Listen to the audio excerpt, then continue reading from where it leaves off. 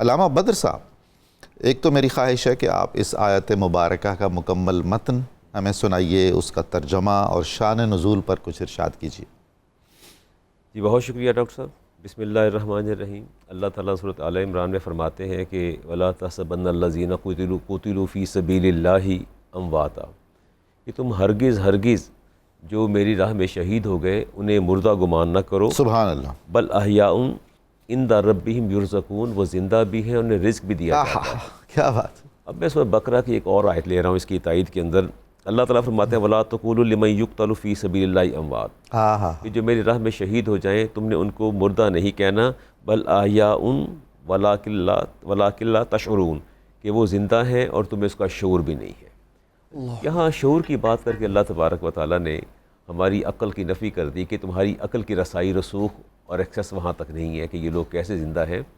اس آیت کا اگر میں پس منظر دیکھتا ہوں تو سورۃ آل عمران کی آیت تو یہ شہدائے احد اور شہدائے بدر کے حوالے سے نازل ہوئی۔ ماشاءاللہ۔ جی، منافقین اور مشرکین کا ایک وتیرہ یہ تھا کہ مسلمانوں کے حوصلے پست کرنے کے لیے، ان کو ڈیمورلائز کرنے کے لیے، مورل ڈاؤن کرنے کے لیے ہمیشہ کہا کرتے تھے کہ تم قتل ہو جاؤ گے، مر جاؤ گے، تمہاری بیویاں، تمہاری جائیدادیں، بچے سارے بے یار و مددگار ہو جائیں گے تو کیا فائدہ۔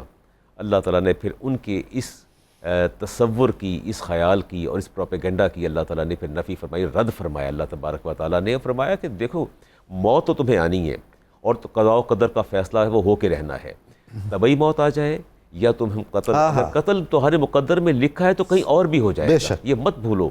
اگر تمہاری مقدر میں ہم نے قتل لکھ رکھا ہے تو وہ کہیں بھی ہو جائے گا، اگر موت لکھی ہے تو اس نے ٹلنا نہیں ہے، تو کیا ہی بہتر ہو کہ تم اللہ کی راہ میں اپنی جان دے دو تاکہ تمہارے لیے آخرت کے سارے در واہ ہو جائیں اور جنت کے سارے در واہ ہو جائیں۔ صحابہ کرام کے اندر ایک جب شہید ہوئے اور غزوہ احد اور بدر میں تو ایک ذہن میں سوال اٹھتا تھا کہ ہمارے بھائیوں کی روحیں کہاں چلی گئیں؟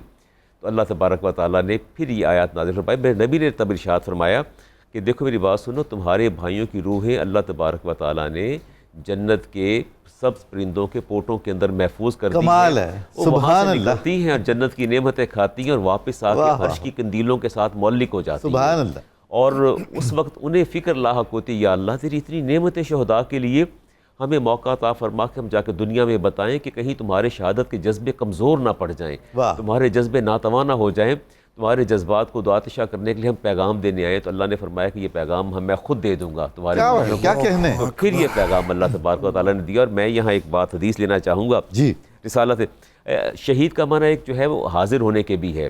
تو جابر بن عبداللہ، بڑی مختصر سی حدیث میں بیان کروں گا، ابن ماجہ کی روایت ہے کتاب الجہاد سے۔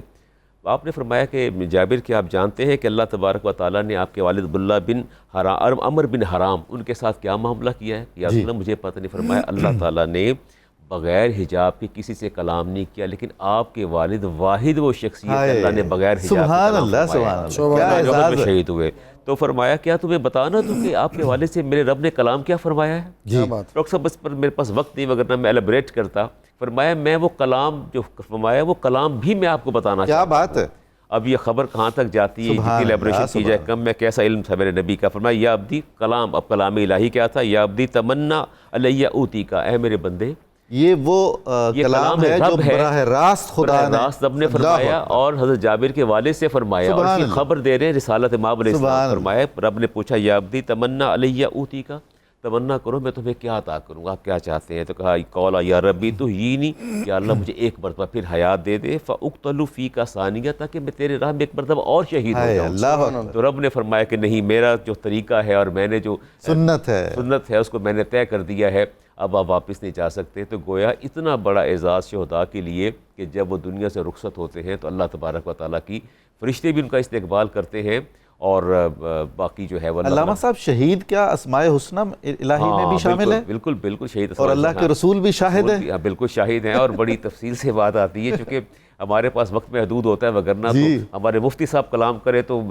سیل رواں۔ ایک دو جملے آپ فرمائیے نا اس موضوع پر۔ جی دیکھیے نا، شہید کا ایک معنی حاضر بھی ہے۔ نبی نے ارشاد فرمایا کہ اس طرح جب بندہ شہید ہوتا ہے تو ہزاروں ملائکہ اس سے استقبال کی سبحان اللہ، اور وہ سارے کے سریان موجود ہوتے ہیں، اور شہید کا معنی پا لینا بھی ہے، جس میں اللہ تبارک و تعالیٰ جو ہے وہ کئی انعامات بندے کو عطا فرماتا ہے۔ فرمایا جب بندہ شہید ہوتا ہے مومن مسلمان تو اس کے خون کے پہلے قطرے کو زمین پر گرنے سے پہلے اللہ تعالیٰ اس کے گناہوں کو معاف فرما دیتا ہے۔ پہلا تو اسے یہ اعزاز ملتا ہے وَيَرَى مَقْعَدَهُ مِنَ الْجَنَّةِ، اور اسی لمحے اسے اللہ تعالیٰ جنت میں اپنا ٹھکانہ دکھا دیتا ہے۔ پھر فرمایا وَيُجَارُ مِنْ عَذَابِ الْقَبْرِ، اور عذاب قبر سے بھی وہ محفوظ ہو جاتا ہے۔ بڑی لمبی تفصیل آتی ہے وَيَأْمُنُ مِنَ الْفَزْعِ الْأَكْبَرِ، اور اللہ تعالیٰ فضا اکبر سے اس کو محفوظ فرما لیتا ہے، یعنی قیامت کا وہ دن خوف اور وحشت کا دن ہوگا، اسے فضا اکبر کہا گیا۔ فرمایا اس دن جو وحشت اور خوف ہوگی اللہ تعالیٰ اس سے اس وحشت جب کسی کو کسی کا ہوش نہیں ہوگا تو فرمایا اللہ اس کو بھی دور فرماتا ہے وَيُحِلُّ حُلَّةَ الْإِيمَانِ، اور اسے ایسا ایمان کی پوشاک پہنائی جائے گی، خلعت پہنائی جائے گی، وہ سب سے جداگانہ نظر آئے گا، اور لوگ پوچھیں گے یار یہ پوشاک تو بڑی جداگانہ حیثیت کی مالک ہے اور بالکل نظر نہیں آتی، تو بتایا جائے گا یہ وہ شہداء ہیں جنہوں نے اپنی زندگیاں اللہ کی راہ میں قربان کر دی۔ یُزَوَّجُ مِنْ حُورِ الْعِین، اور موٹی موٹی آنکھوں والی حوروں سے ان کا نکاح کر دیا جائے گا۔ اللہ نے عطا فرمائے گا وَيُشَفِّعُ 70 انسانا من اقاربہ، اور 70 انسانوں کی اپنے خاندان والوں کی لوگوں کی وہ شفاعت کرے گا۔ اللہ یہ حق بھی عطا فرما دے گا۔ شہداء کا ذکر خیر بھی اللہ تعالیٰ نے ایک جس سلسلے میں کیا ہے اکابر کے ساتھ، ہاں بالکل، یعنی کمال صدیقین اور شہداء، جی وہ آیات وہ بھی آئے گی۔ میں اس آیت کو بھی آگے پڑھوں گا کہ اللہ تبارک و تعالیٰ ارشاد فرماتے ہیں اللہ نے اس کے عموم کو بہت ہی وسیع کر دیا۔ سورۃ حدید کے اندر اللہ تعالیٰ نے ارشاد فرمایا کہ وہ لوگ جو کامل مومن ہیں ان کو بھی ہم صدیقین اور شہداء کے درجات میں رکھتے ہیں۔ اتنی وسعت عطا فرمائی اللہ تعالیٰ نے، اتنی وسعت عطا فرما دی کہ سورۃ حدید میں فرما دیا ہم ان کو بھی شمار کریں گے، شہداء کے اندر شمار کریں گے اور صدیقین کے اندر ان کے درجات اور مراتب کے مطابق۔ بہت خوب، بہت نوازش۔